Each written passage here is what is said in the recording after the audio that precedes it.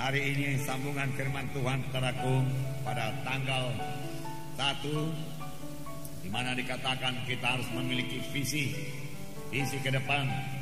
Visi itu harus jelas, visi itu terang, sehingga hidup dalam hati kita. Kita rindu memilikinya, sehingga seolah-olah sudah kita kandung, sudah jaya dalam hidup kita. Maka Tuhan akan membawanya menjadi kenyataan. Dalam segala sesuatu yang sudah dikandung pasti dilahirkan.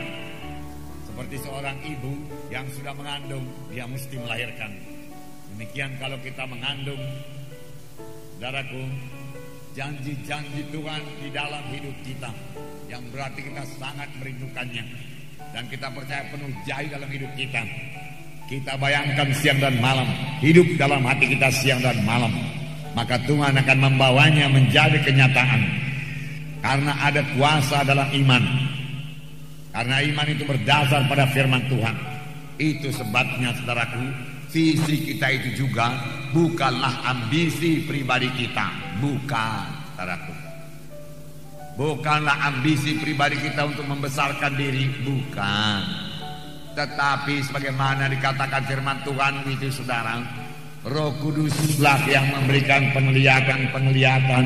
Roh Kuduslah yang memberikan visi-visi kepada kita, ya, mimpi-mimpi kepada kita. Dan sepanjang kita terus, saudaraku, memegang penglihatan tersebut, mimpi-mimpi tersebut, saudara, itu menjadi visi kita, maka hal tersebut pasti menjadi kenyataan di dalam hidup kita. Amin. Tidak salah juga memiliki visi yang badaniah, saudaraku, ya. Saudara, sepanjang itu daripada Tuhan. Tetapi sebagai anak-anak Tuhan, saudaraku, fokus hidup kita ini adalah untuk Tuhan semuanya. Amin, saudara. Ya, amin, saudara. Ya, haleluya. Ya, jadi fokus hidup kita ini yang terutama kita pikirkan, yaitu pekerjaan Tuhan. Kita sampai kepada maksud Tuhan. Terlebih-lebih lagi saudara kita ini yang sudah hidup pada akhir zaman ini, di mana hari-hari kedatangan Tuhan sudah begitu hampir. Jadi kita sudah hidup pada zaman, saudaraku, biarlah kita lebih intim kepada Tuhan, lebih dekat kepada Tuhan, saudaraku. Sebab dengan lebih intim kepada Tuhan itu kita bersekutu dengan Tuhan, kita dengar suara Tuhan. Disitulah kita beroleh visi daripada Tuhan. Dan visi itu kita hidupkan dalam hati kita, saudaraku, dan visi itu akan menjadi kenyataan. Nah, di sini juga, saudaraku, iman yang berubah menjadi kenyataan.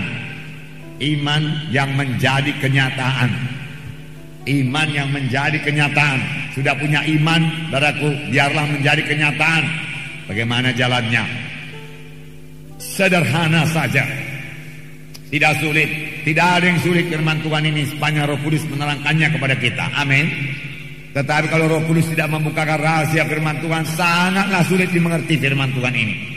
Ahli-ahli teologi akal manusia saja tidak dapat mengertinya. Tetapi kalau Roh Kudus memberikan wahyu, saudaraku, terang semua firman Tuhan. Dalam mengetahui, Ibrani 11 ayat 1 berkata mengenai iman, di mana dikatakan iman adalah dasar dari segala sesuatu yang kita harapkan dan bukti daripada segala sesuatu yang tidak kita lihat. Bukti daripada segala sesuatu yang tidak kita lihat.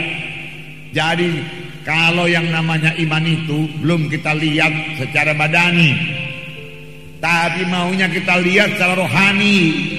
Ini yang dinamakan visi. Sudah hidup dalam roh kita, dalam pikiran kita, dalam hati kita, tetapi belum jadi kenyataan dalam dunia badani ini.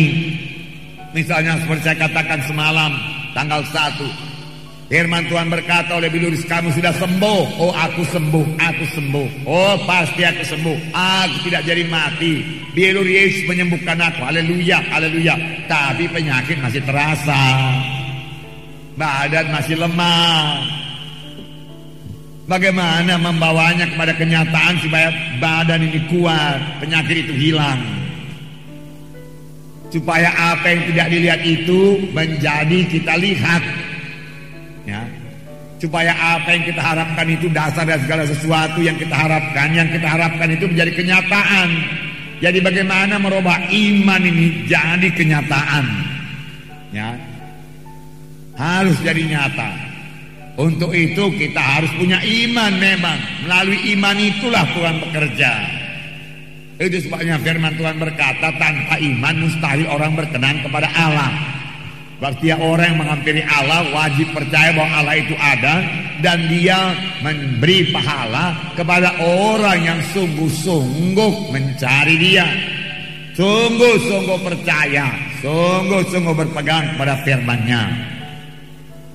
Dan Tuhan tidak pernah melakukan satu apapun kepada anak-anaknya, saudaraku, tanpa iman pribadi mereka. Jadi setiap anak-anak Tuhan harus punya iman. Saudara harus punya iman. Mengapa? Kalau tidak punya iman mustahil. Mustahil dapat berkat Tuhan kalau tidak punya iman. Mustahil baraku dapat kesembuhan kalau tidak punya iman. Harus punya iman.